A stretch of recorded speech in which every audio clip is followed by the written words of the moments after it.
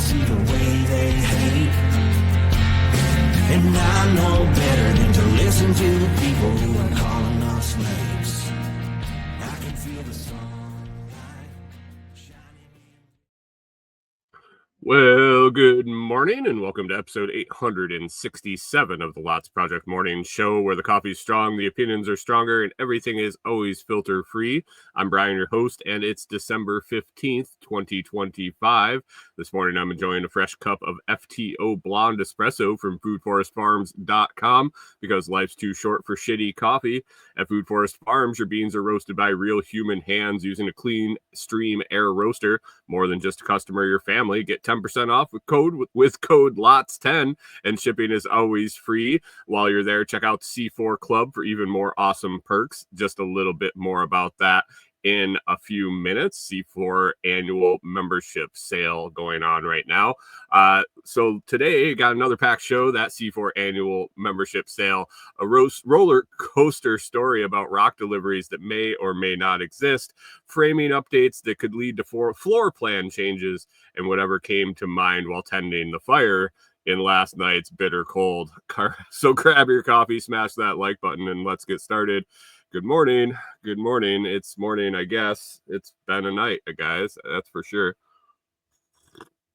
Currently sitting about 13 degrees. Let's see. That would be 13 degrees Fahrenheit here in southern Tennessee. A little chilly, I'll tell you. It is definitely a little chilly, and with our tiny little wood stove, it was one of those nights that we get to get up in the middle of the night and fill the stove over and over and over. And actually, I ended up staying up. I pulled the 9. What was it? I think 9:45. We're down to getting up every hour and 45 minutes between the two of us. So if we let it go, we can get a little over 3 hours if we alternate get ups. Good morning, Hunter, over there on Twitch, and everybody else that jumped in early on YouTube. Didn't see you guys before I started the show up. Let's say hi to everybody. I'll get back to that wood stove. Pip, good morning, humans. Rewilder Life, good morning to you on this Monday. Yes, it is Monday. And Mike's Homestead, good morning to you. Anyway, so hour and 45 minutes gives us enough leeway that we definitely have coals in the stove, so it isn't a huge deal to throw some wood in, and it'll kick back off. Stretch to 2 hours, and if you sleep a little too long or alarms or have problems, then it can get to a point where all the coals have kind of died out, and then you're trying to restart the stove in the middle of the night, and that's no fun because this new wood we have that I've been getting recently starts off pretty easy, but some of the stuff we've had in the past, you got to kind of babysit it for a little bit to get it rolling. So definitely don't want to lose that coal base and get it started. So we've come to a conclusion that an hour and 45 minutes guarantees that. And yeah, Corey had to work this morning, and so we kind of we planned backwards from the time she had to get up. And so I decided, we came to the conclusion that I was going to get the 9:30. She goes to bed at 8 o'clock. I was going to get 9:30 and 11 or 9:45 and 11:30. And then I was going to go to bed and then get up at 3 instead of going to bed at 9:30 right after I did it and have to get back up. I just stayed up till 11:30, which, guys, if you know me recently, I don't really take it past 9, and I'm sleeping in the chair. So 11:30 was definitely a late night for me, and then I got up about 3 in the morning to stoke it back up, and now here I am. So sorry if I'm a little out of it this morning, more than normal. Normally out of it in the morning, but this one is a little more than normal. So, but the fire stayed rolling. We kept it semi-reasonable in here. Corey's got her little space heater back in her room because we have a tough time getting the wood stove heat to flow behind it. We have one of the little eco fans pointing forward, that supplies most of the cabin, but Corey is behind it, and she doesn't get a whole lot of airflow back there from the wood stove. So she's got her little electric heater back there going, and it's chilly for sure. I'm fingers crossed that our pipes are okay. Everything makes it through till today. I think we get above freezing today and dip down slightly below tonight, and then the rest of the week, like we have 60s later in the week. So just a couple days to make shit a pain in the ass. So anyway, that was my night. Talk a little bit about it in more here later in the show. I was popping around looking for topics last night while I was waiting to fill that stove before bed. So, but anyway, let's get to the Bitcoin guessing game, the game that has no prize, but we do it just for fun over in the Telegram group. Every week after the show, I pin a comment and make my guess. I'll make my guess here during the show after we talk about last week's guesses, and we'll see who gets closest to the actual Bitcoin price during the show. So Bitcoin price today, December 15th, 2025 at 6:08 a.m. I'm showing $89,552 per Bitcoin, right there around last week's. I don't think we're not that much up or down. My little ticker tracker here doesn't give a. I suppose I could set it up in the settings to give a 1 week change, but right now it's just showing a 1 day change. And I know that we're up a little bit from yesterday, but I think week over week we're pretty close to what we were last week. So let's take a look at the guesses from the Telegram group. My guess last week during the show was 97,979. Yeah, that's not even close. About $8,000 off. Other guesses over in the chat. John Palmer was just below me at 98,765. Canadian Farmstead 99,500. Everybody was rolling it in the upper 90s. Blueberry, Texas 96,500. Palm Tree was right there at 95,000. And our winner, back to winning. Missed last week. Canadian Farmstead stuck in there last week with a win. Prior to that, Scramblin' had 2 weeks in a row. And again, this week, make it 3 out of 4. We got Scramblin' coming in with 93,500 for the guess on the Bitcoin price. He was just about $4,000 off. There's definitely been closer, but this one wasn't bad. So congratulations, Scramblin'. You'll win your prize of nothing. I'm going to guess going after the interest rate hike and going on a little pop and back down. And I think my guess next week will be, let me see, 97, 90, 89, and 94, 321. Let me get my eraser here.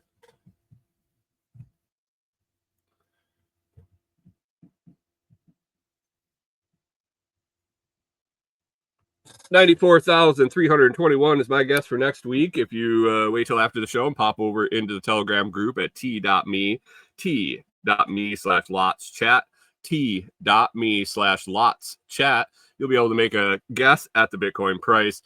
It'll be pinned up at the top of the message. Good morning, Mr. Brown. Kerry Brown checking in from Strong Roots Resources. Says, good morning, friends. Brisk morning, around 10 degrees. Yeah, we got 13 over here. It's enough. It's enough of this. This is enough of this bullshit. I'm ready to get back to well above freezing. So we'll see. Later this week. 60s. I'm praying on that sunny and 60. I think it was on Thursday that I saw. FTO Blonde doing its job this morning. Thank you, Food Forest Farms. That's what I want to talk about. First thing this morning is the annual C4 discount from foodforestfarms.com. I will kind of tell you what the C4 Club is. Basically a monthly coffee club. Minimum buy is 2 pounds of air roasted premium hand air roasted coffee a month. That's your give to the club. That's what you guarantee or you promise to buy every month at a minimum is 2 pounds. That gives you a position. One out of, I believe, 100 still is the max out number of positions that are open that you can partake in. And you can buy more than that. You can buy more than that monthly. You can buy more than one spot, but one spot equals 2 pounds per month. And it also gives you access to up to, I believe, 50 pounds of white label or just add-on coffee at your club price. What's that club price right now? $60 off if you buy 1 year membership is $480. That's $20 a pound. $20 a pound for Brian Norton's coffee over there at Food Forest Farms is a phenomenal deal. It's like I said, hand air roasted by human hands. It's not coming from a factory. It's not white labeled from Spotify. It is actually handcrafted by a guy that knows coffee. Done plenty of blends for me, done plenty of blends for the show. We've done several different over the years. We've put together blends. We've labeled them through the C4 program. And you can do that too. If you have an audience, you have a store, you have anything that you would want to supply coffee with your label, talk to Brian. Join a C4 Club membership. Talk to him. You'll design up a label. You'll design your roast. You'll get it bagged up, and it's yours. And just place your orders to get it called in. But anyway, every year around this time, it's now through the first of the year, Brian does a membership discount on the C4 membership if you pay for the year up front. Normally, it's $540 for the year, for that 2 pounds a month every month, so 24 pounds of coffee. And right now we're doing $60 off at $480 for the year. You can head on over to foodforestfarms.com. That's foodforestfarms.com. Look for the C4 Club membership sign up. He accepts fiat dollars, so your check card or whatnot in US dollars, also Bitcoin or Doge. He'll take your Doge and flip it into Bitcoin. So head on over to Food Forest Farms, sign up for the C4 Club membership, and start enjoying fantastic coffee every morning from foodforestfarms.com. Have trouble signing up, not finding what you're looking for? You can always email me at info@thelotsproject.com or check me out on Telegram or any of the other socials. Shoot me a message. I'll guide you through getting signed up for the C4 Club membership. I've been a member for, I think, going on 3 years now or more. It's gotta be that long. And like I said, so many perks beyond just the fantastic coffee. The coffee in itself is a deal. Go check out actual good premium coffee and how much it costs. And also, while you're there, check out the bag sizes, because Brian sends out full pounds, and a lot of these other premium coffee companies are down to less than a pound bags as their normal packing amount. So be sure you check your weights and check your prices, and I think you'll find out that if you hit up this C4 discount, it will definitely you'll come out ahead. So foodforestfarms.com for the C4 Club sale. Sale goes through first of the year. And Brian also mentioned, if you're hearing this before Friday, let me see, that's 15, 16, 19th. I think it's Friday the 19th. If you get your order in for you or someone you know by Friday morning, if he can ship it on the 19th, he's able to get a Christmas package out for December's shipment. Normally it ships on the 15th. He's willing to ship it out by the 19th to make it by Christmas. He'll wrap it up nice and you can give it away as a gift. Other than that, you'll probably end up swinging into the middle of January for the January 15th shipment, unless you talk personally with Brian and try to work out December for later in the month. So sale goes through the beginning of the year. We'll talk about it a couple more times here before the end of the year, and I think it's the best deal in coffee. So check it out, foodforestfarms.com. I'm happy. I'm happy I have that Food Forest Farms this morning. I'll tell you one thing that switching to air roasted coffee in general, and not just necessarily Brian's at Food Forest Farms, but air roasted coffee in general, I've talked about it a few different times on the show. I actually did a whole episode on the differences between air roasting and drum roasting. And if you recall that, if you've been listening that long and you remember, air roasting heats up the beans and roasts the beans on on kind of a pad of circulating air. So it kind of levitates. It's kind of it's like your old air popcorn poppers, where the air kind of circulates around the beans and warms it up. There's no contact on a heating element. Like in a drum roaster, you got the beans rolling in a drum, and that keeps them uniform. It supposedly keeps them uniform. It keeps them dropping, but that metal drum is heating up, and that's charring the outside of the beans. Have you ever gone to Starbucks? Have you ever had some drum roasted coffee and said it tastes burnt? It's not burnt. You can tell it's not burnt, but it just has that charry, burnt flavor. Well, that's from the drum. That's from the drum heating up the outside of the coffee beans and leaving char. And when you make the char, it all ends up going through the brewer and into the coffee pot. So air roasting doesn't have that. One thing that helps with is acid reflux. It helps with that burning, that that gut rot after you drink the coffee. I've been drinking this air roasted coffee long enough now that when I go to a restaurant, I try to have a cup of coffee. It just doesn't. I can't even do it. A, it tastes like crap, and B, the acid reflux, the gut rot after is unbelievable. So give air roasted a try. And if you don't want to sign up for the whole year, if you just want to give it a try, you can surely use that 10% off and the free shipping with code LOTS10. So check them out today, foodforestfarms.com. It's been a week, guys. It's ups and downs all around. It's exciting. We had some progress. We have a little bit of progress. We had a one wasted day I'm going to talk about here. So we've been waiting about 7 weeks since they started working on the road.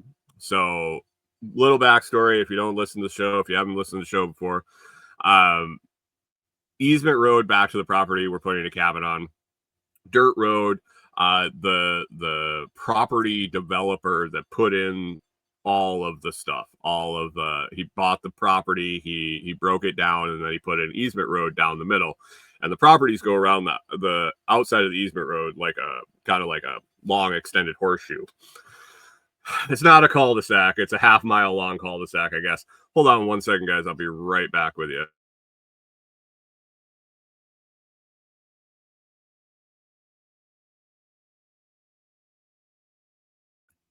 All right. So it's like it's a half-mile dirt road. Definitely hilly, to say the least.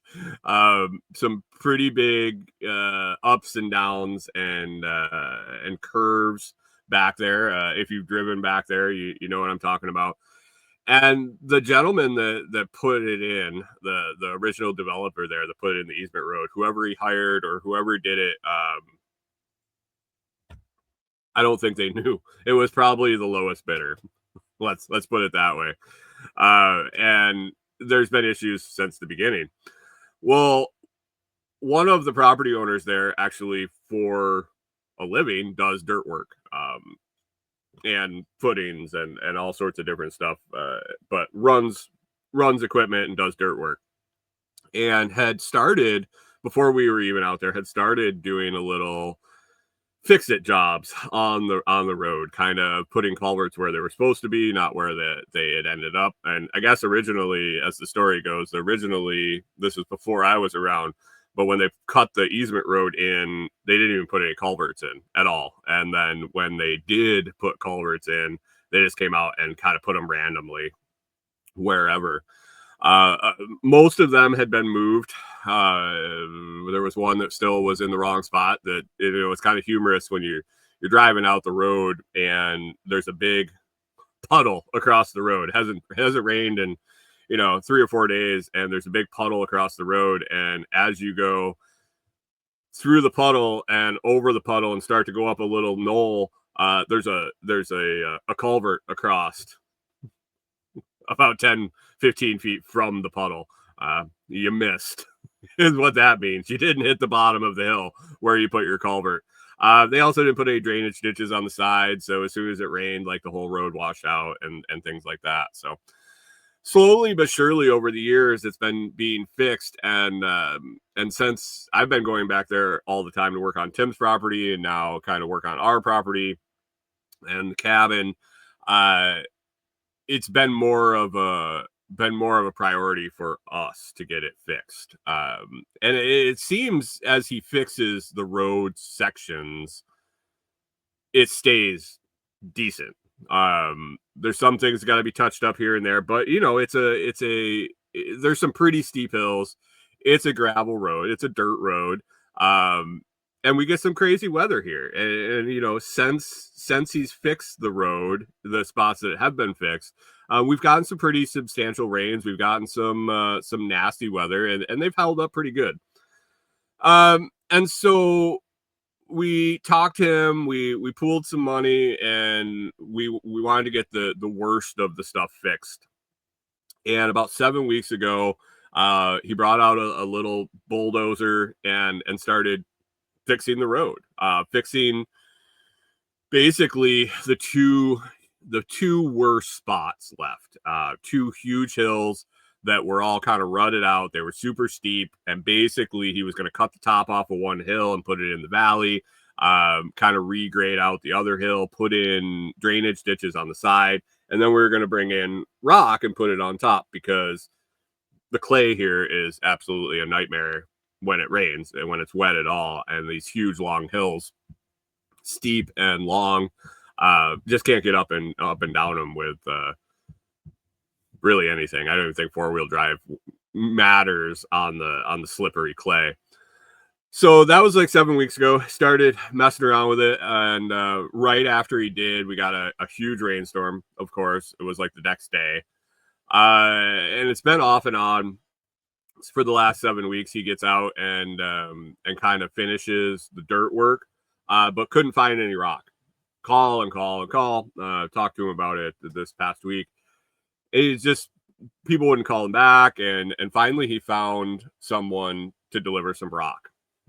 We're getting 6 loads of rock for the road, and I still had another 2 coming to finish off my driveway. And so he found the 8 loads, and he says, "Hey, you're going to be around on Friday." This a couple days ago here. If you're going to be around on Friday, you come out kind of early. We're going to get started early, and you can show me what you want done at the top of the driveway, because we have enough rock where we're going to be able to finish our driveway cap and then do like a parking turnaround area and a couple other things with how much rock we're going to have coming for us. And so you wanted to know where to do it, and then if we weren't ready to finish anything like that, where to stash it until it's time to do it. I'm like, yeah, man, I was planning on going out and doing some work on Friday anyway. I'll swing out early morning, mid-morning, and hang out. And I was hoping to get some video of the rock going in and him spreading it and things like that. So that was supposed to be my Friday. I jumped in the truck. I headed out, kind of wrap things up early here. Normally I'm pushing out about 10 or after. I wanted to try to get there about 9:30. He was coming from 2 hours away. Supposed to get there at 7, and he had talked to the rock guy and start rolling soon after that is what he was hoping. And so I get out there, I roll out. He's kind of working on a section of road that he hadn't worked on, but really needed some attention. And it was right as you come into the property, right as you come into the easement road, and where I was telling you that the culvert is in the wrong spot. So basically he graded out the hill and moved the culvert to where it should be, put in some drainage ditches there, and then he was going to use a little bit of the rock to recoat what he had done there on that first hill. So I'm watching him run skid steer. It's interesting. I'd like to get back into equipment again and start running and start doing that a little bit more. I ran a lot of equipment over the years, starting at 16. with a summer job and running a skid steer for the whole summer. And then all along the way, I've run all sorts of equipment. But it's been probably 8 years, I would say. Probably a good 8 years since I've spent any significant time in a piece of equipment. And so I would need some refresher. But watching him and how he did the dirt work was something that also I need to learn, because I was always in an industrial setting with my equipment operation. I never did any dirt work. I never did anything like that. It was always in a factory or at a job or on a job site. And so that was interesting to watch him. He kind of finished that out, and he came up, parked up by my truck, and was like, yeah, I heard from the rock guy. He said he's on his way here in a little bit, and we should be getting loads all day. And I was like, cool. And so we waited, and another neighbor came home early from work, and we're waiting, and basically I wanted to go get some work done at our place, but the rock guy kept saying, yeah, I'll be there soon, and I didn't want to drive back the half a mile.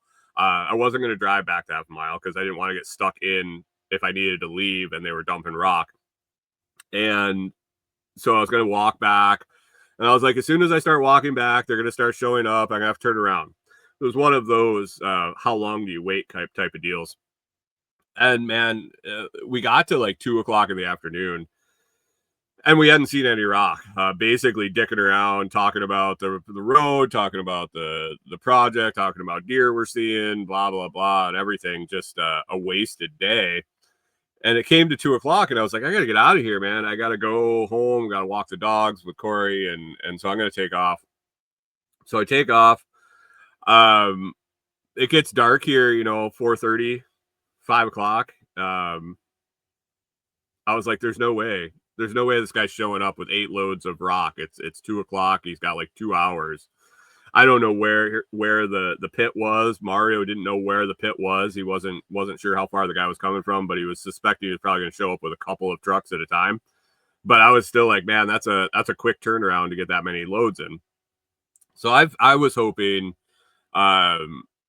maybe something went sideways, and hopefully he'll be doing the whole thing on Saturday, because the guy doing the road work was going to be around with the equipment till Saturday, or till Sunday morning, actually. And so I get home, do dog walks, hanging out with Corey. I shoot the guy a message. I was like, hey, did any rock ever end up showing up? And he's like, yeah, we got a little bit of it. We got just under half of it. And I was like, oh, wow, that was more than I thought. And the rest will be coming on Monday. And I'm like, wait, Monday? It's Friday afternoon. The guys I guess they don't work on Saturday or Sunday. They're so busy that they can't get us our rock when they tell us they're going to. And now they're going to be there on Monday. Interesting. I asked him if he told them that he wanted, I asked him if he said he wanted more rock or a discount on the rock for wasting his whole day sitting around waiting for him. And he just kind of laughed and said that's not really how it works, which it would drive me nuts, I guess, if I was in that situation. I didn't have the clock running on a skid steer or be away from home, because he lives like 2 hours away from the property. Anyway, Corey and I were going to go out on Saturday morning, and so we got to see what got laid. Section. I mean, it wasn't all of it. It's not all done by any means. And but it is what it is. So again, this morning I'm going to head out. I don't know about as early today because of how cold it is. But at some point today, I'm going to head out, hopefully get a little video of them bringing rock in, and see where it gets finished to, and make sure everything is passable. Even if he has to skip some of the road, I need to get rock on all the uphills and downhills to make sure it can get in and out with the rain over the next couple of weeks. So I was excited. I was excited on Thursday when he said we were getting rock on Friday. I was excited to get out there on Friday. And as the day went on, and it was kind of like a sinking feeling of here we go again. Here we go again on this guy's just not going to show up. And yeah, that sucked. It sucked. I just want it done. Everything's a struggle. It just seems around here, especially when you're working with vendors. And trying to get people to show up. I heard it when we first kind of traveled to the area, when we were going to SRF and talk to locals, and that was the biggest thing that I always heard. Nobody shows up. Nobody will show up. They either won't call you back, they won't return your calls, they just won't show up. They say they'll show up and they won't show up. They won't call you back. It was constant, and I'm like, I just don't know. There's got to be somebody that shows up. And as I've gotten here, as I've lived here and tried to interact with contractors and suppliers and things like that, it's true. It's don't show up.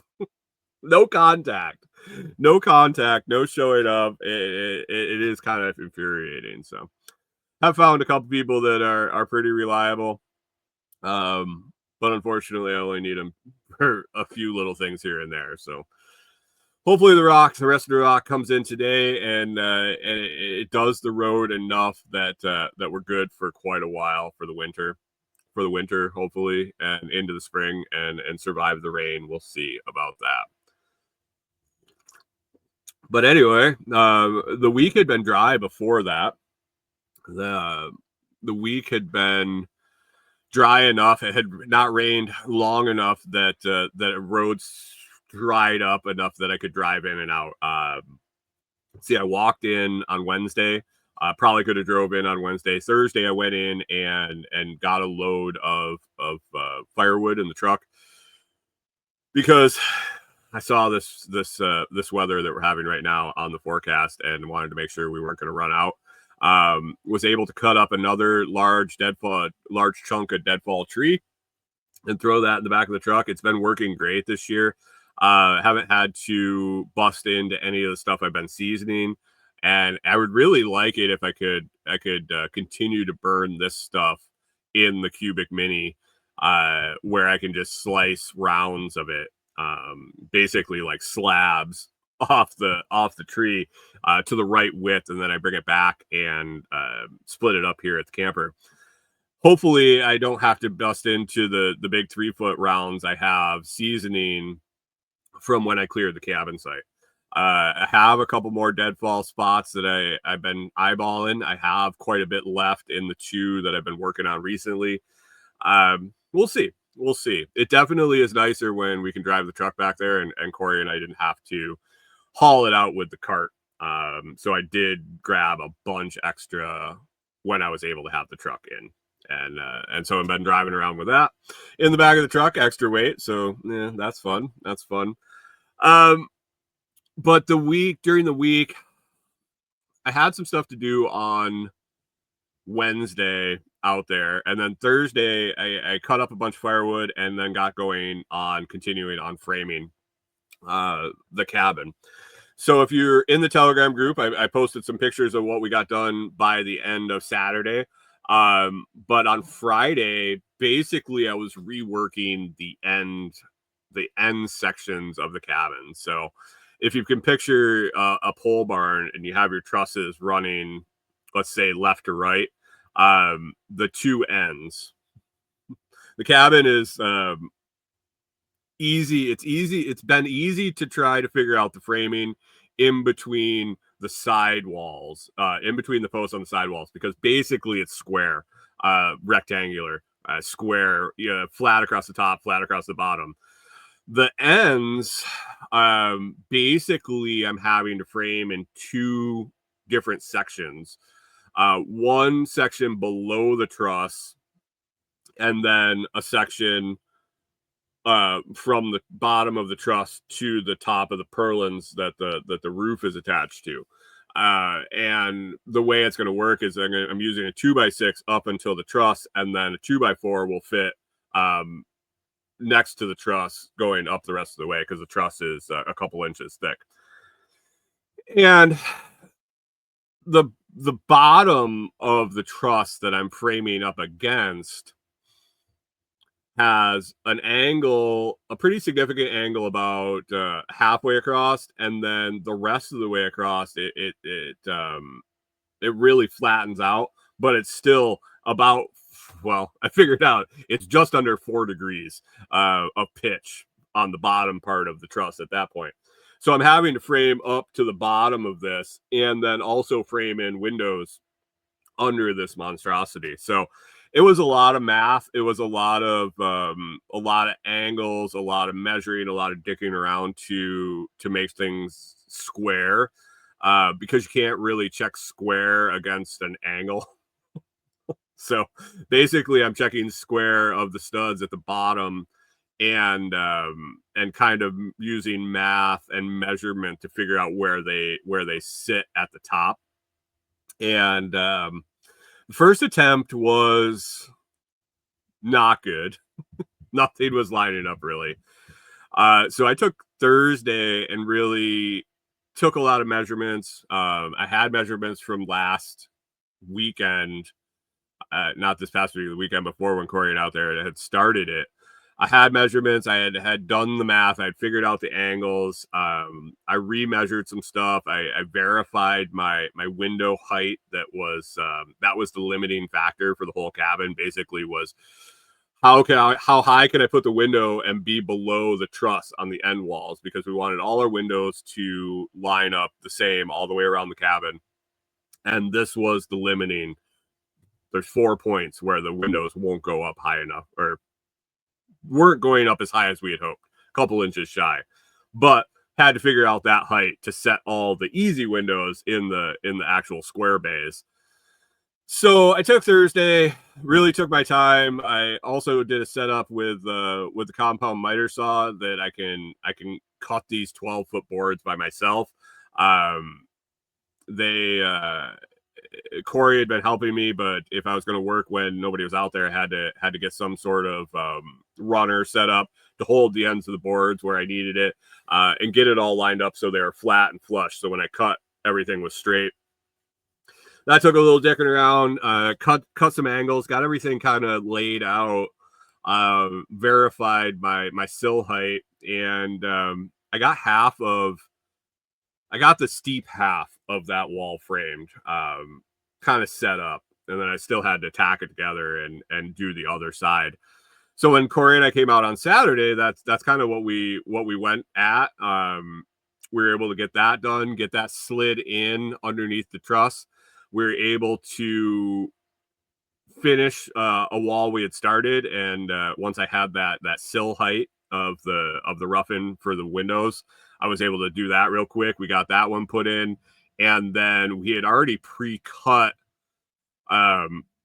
We had pre-cut all the top plate and the bottom plate and the studs for another section. Again, we were waiting on the window height, so I was able to cut real quick the rough frame out, the jack studs, the header, footer, cripple studs, and we threw together that other wall and got that put in. So it was a really productive day on Saturday, and got us to 4 sections out of 10 done of the 2x6 section, 2x6 framing sections that we have to do.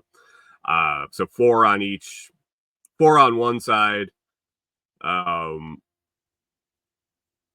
6 on the other side, because we have to frame in around the porch, the covered porch, and then 4 on between the two ends. And then I have to figure out what I'm doing up above with those trusses and framing out those with 2x4. So it's all a matter of just getting stuff to A, hold the windows and doors, and B, attach wall covering to on the inside.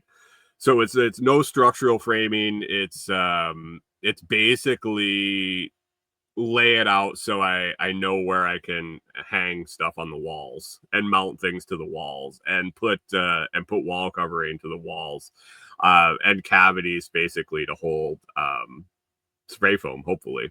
And hopefully we're not doing bad insulation. We'll see. we'll see on that. So have some figuring to do. Corey and I started to brainstorm different things where we're running into. It'll be an awkward framing around the inside porch. It's just non-traditional building techniques. So everything is we're looking at it, developing a plan, and reworking that until it works. So we're excited to get that done.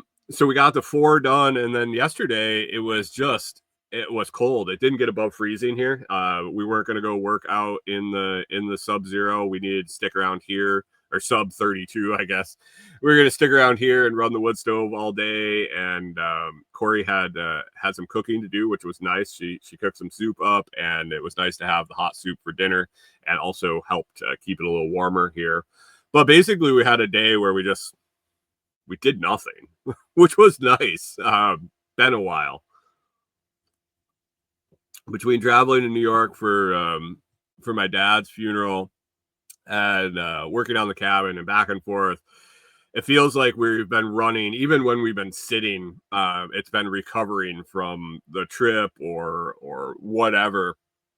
And yesterday it was basically wanted to get some dishes done, wanted to get some soup made, and wanted to work on planning a little bit. And Corey said, well, what if we move the bathroom? What if we move the bathroom in the cabin? And I was like, oh no, here we go. I said, I'm open to whatever, as long as I don't have to pull out anything we've already done. I said, right now is when we need to do it. At this point, we had 1, 2, 3, 4 windows out of the 10 were set.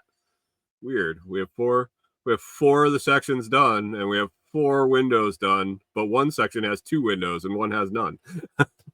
We got 10 windows left. We got 6 windows left to go. Sorry. 6 windows left to go. I said, as long as we don't have to tear out or move any of the windows. So we had 4 windows locked in. We had and the other things that were kind of locked in were the 2 doors. We picked the swing. One swings right hand swing and one's a left hand swing, just because where they were going to be sitting and what they were going to be around. And she said, well, we stayed in the cabin in New York, and I really like that open room. I like the bigger open room and into the kitchen. And she said, well, what if we did some rearranging? What if we talked about this, that, and the other? Let me draw some things out and see what you think. And I'm like, okie dokie. Okie dokie. It wasn't bad. She laid something out, and significant changes, basically put both of our rooms on the one end and the bathroom in another corner, and everything else was open. Kitchen and living room were pretty much open. There was like an island. I don't know. It's not an island. Peninsula countertop, like a breakfast bar type of thing, and a couple couches and the wood stove, and it really kind of worked. I think it actually more than kind of worked. I like it. I told her that I got to walk it out actually in the cabin, go out and lay tape measure on the floor and really get my bearings on. It's easy to see it on paper, but once it transfers into the physical space, sometimes it just won't work.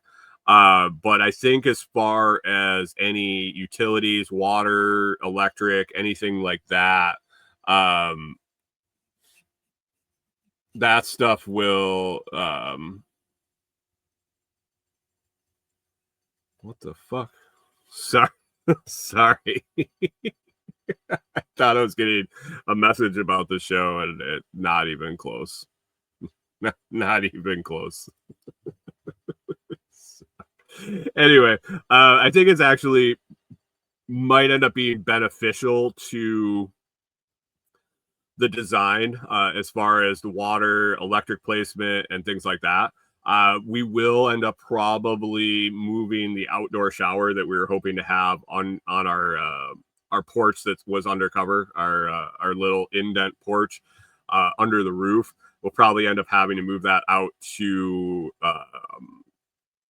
exterior on the side. We'll just build a little shower over by on the one side, just because we're moving the bathroom, and that was why it was going to be so convenient. Was it was just going to share a wall with the shower in the bathroom. We're going to put one on either side of the wall. Not a big deal. It actually gives us more porch room for chairs and dogs and things like that. So I think it'll be a good plan. Hopefully it'll work out. It'll work out good, and Corey and I will be able to make it work with working next to each other and both talking at the same time. We'll just end up having to probably insulate pretty well in between the two rooms. So I'm excited to get out there. I think Corey's on a short week this week, so I think Friday we're going to be able to get out and lay it out. I think this week, during the week, I have a few things I gotta take care of. I gotta get some strips of subfloor laid in a couple places where we're gonna be putting bottom plates of walls, and I want them to sit level, just where the 4-foot sections of drywall didn't, or subfloor didn't reach. So little things like that, nothing crazy. And then maybe fingers crossed, start working on my biochar retort that I have all the supplies to do. It needs to be put together and fired up, basically. So I'm hoping to get a little bit of time to work on that Wednesday, Thursday, and like I said, get that rest of that floor done. The floor is done, basically. That will be inside the walls, like on the interior of the house. There's just some little blocking that needs to be done to so I can continue to frame some of those walls. So we will see what happens this week. I also got some videos that I need to record, product videos and stuff like that. So that's kind of where we're at with the cabin. Slow but sure. I kind of had a feeling at some point we might take a look at the floor plan. I was happy with the floor plan that we were going to go with. But you know, I've been with my wife long enough, and I've been with me my whole life, and I just know that things change, and as we think about it, and that trip to New York and the cool little cabin we stayed in, it just kind of changed minds, and so we'll see how that goes. We'll see how it goes. Like I told her, this is the point to change it right now. Because after the windows are all roughed in and after the doors are roughed in, it'll be hard to rearrange where interior walls land and things like that. So when you're dealing with a small space, things got to be planned well. So we'll see. We'll see how it goes.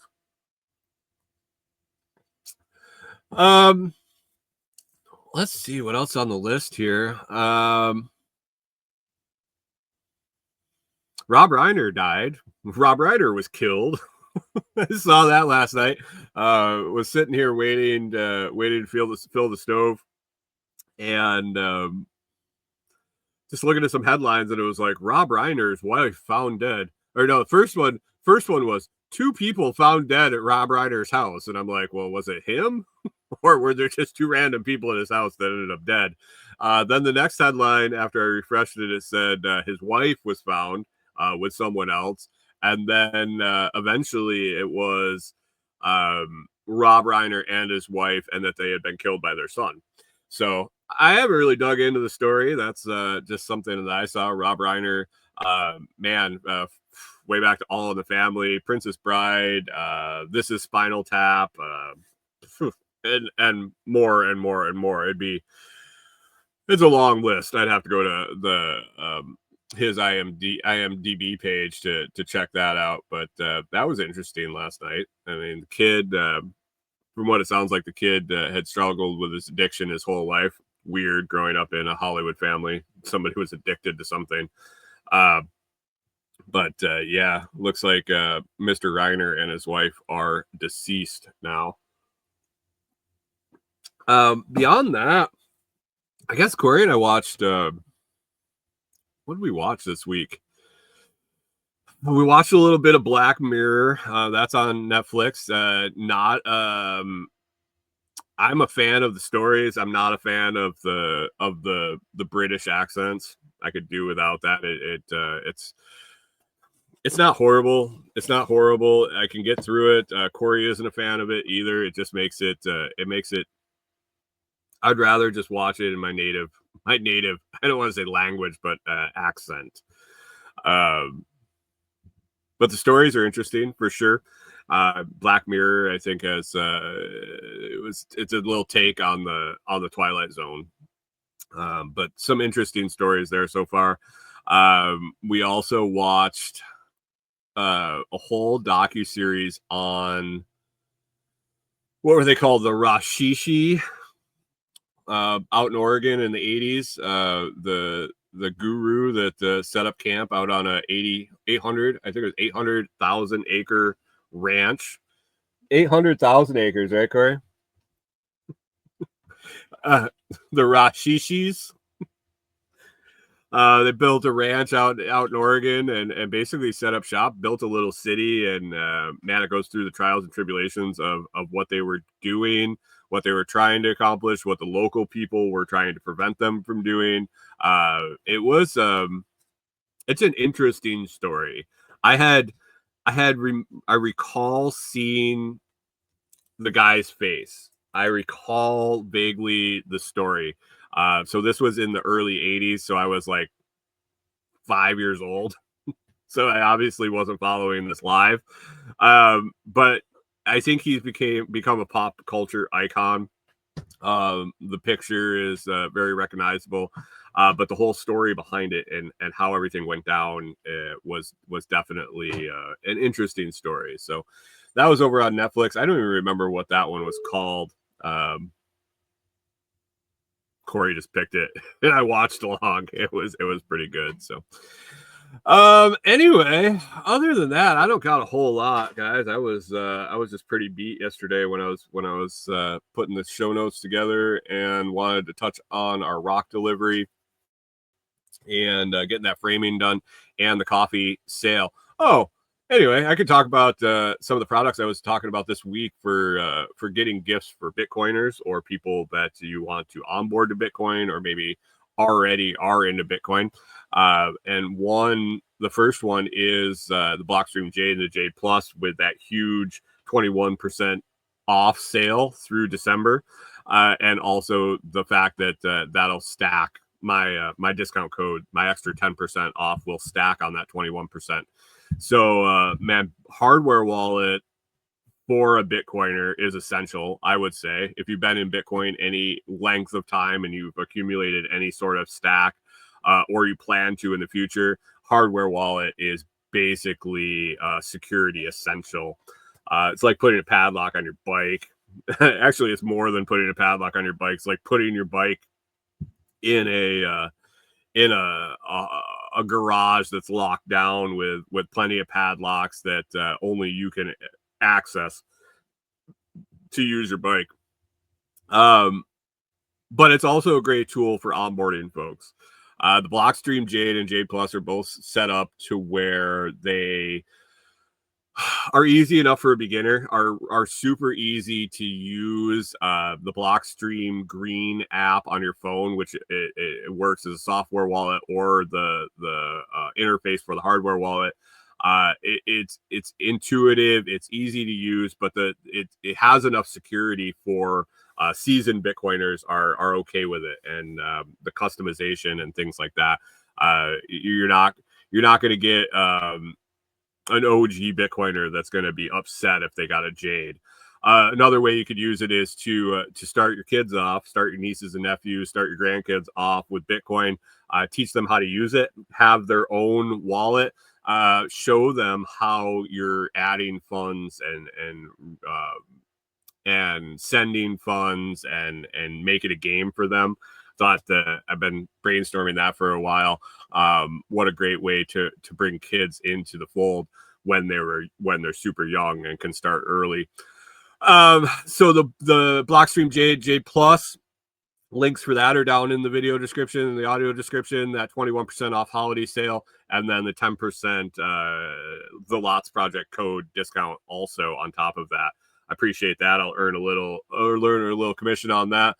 Something else I put out there for Bitcoiners or people that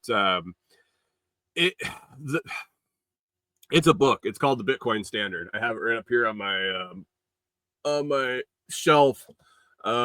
Yeah, it's gonna drop a bunch of shit on the floor if I try to take it out. But The Bitcoin Standard is a book that really opened my eyes to why Bitcoin is powerful, why it's important, history of money, all sorts of things. You think the Bitcoin Standard, equate that to the gold standard, is the play on the title.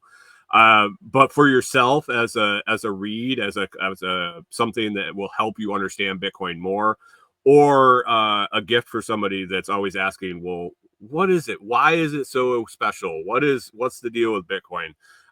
You can give them this book, and I think it will clear a lot of things up, or at least send them down the rabbit hole to find out more. I'll get a link in the video description for the Bitcoin Standard on Amazon. I'll throw my affiliate link down in the video description on the audio description when I do the show processing. I'm just grabbing a note here so I can remember to do that. I don't have a pen. All right. Anyway, so Hunter says, warning, that book will piss you off. Why did that book piss you off? How you've been manipulated?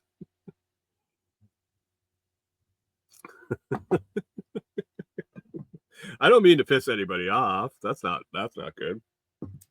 So Blockstream J Plus, Bitcoin Standard. If you got a Bitcoiner in your life and you just don't know what to get them, and you're shopping in that $100 to $150 range, you could also check out the Gamma, the BitAxe Gamma Solo Miner. It's basically a lottery ticket. Every 10 minutes. I've talked about it on the show before. It's a little solo miner, not very much power, not very much hash rate. You can't count on mining a block, or it's really not even that. It's not that efficient to. It's not that efficient to run it in a pool. I don't know. By the time you run through the thing, basically I look at it as a learning tool. It spurred me to learn more about mining, and it's like I said, every 10 minutes, every block, it's a lottery ticket that you might solve the block solo and end up with over 3 Bitcoin as your reward. But I look at it as more a tool for securing the network, distributing the network. It's another piece to the puzzle of making Bitcoin even more secure. And then also, like I said, the rabbit hole you go down learning about mining and the statistics and watching the interface with it. Hunter says, how much is that thing? Hold on one second. I can tell you exactly how much it is through the source that I suggest you buy one. Solo Satoshi, the BitAxe 602 Gamma Bitcoin Solar Miner is $104.98. Let me get you a link. They also have other solo miners that are getting a little stronger, a little more efficient, a little more powerful. This is the one I've been running, and it's cool. It's like, I think 30 watts. I think it takes 30 watts. Of power to run, and it's pretty quiet. I actually had to turn it off. Hunter says there are scams out there. Yes, there is. So buy it from a trusted source. I trust Solo Satoshi. I've interacted with the guy that runs that company. I've purchased mine from him. I'm an affiliate. I'm affiliate through them, and you might find it somewhere cheaper somewhere else. Same with the Blockstream wallets. Buy it from the source. When you buy a hardware wallet from Blockstream, the box comes with like the hologram security seals on it. if you're opening something Bitcoin related that has any sort of computer chips, is going to do anything accessing your wallets or anything like that, make sure there's a seal on it. Most reputable companies, most reputable products are going to have some sort of seal on it. Don't get scammed. Buy from a trusted source, and if you're not sure, reach out to me. I'll let you know if I've heard of them, and if I would trust them. So you can always email me or catch me in the Telegram group at t.me/lotschat. So the BitAxe, the BitAxe, the Bitcoin Standard, the hardware wallets.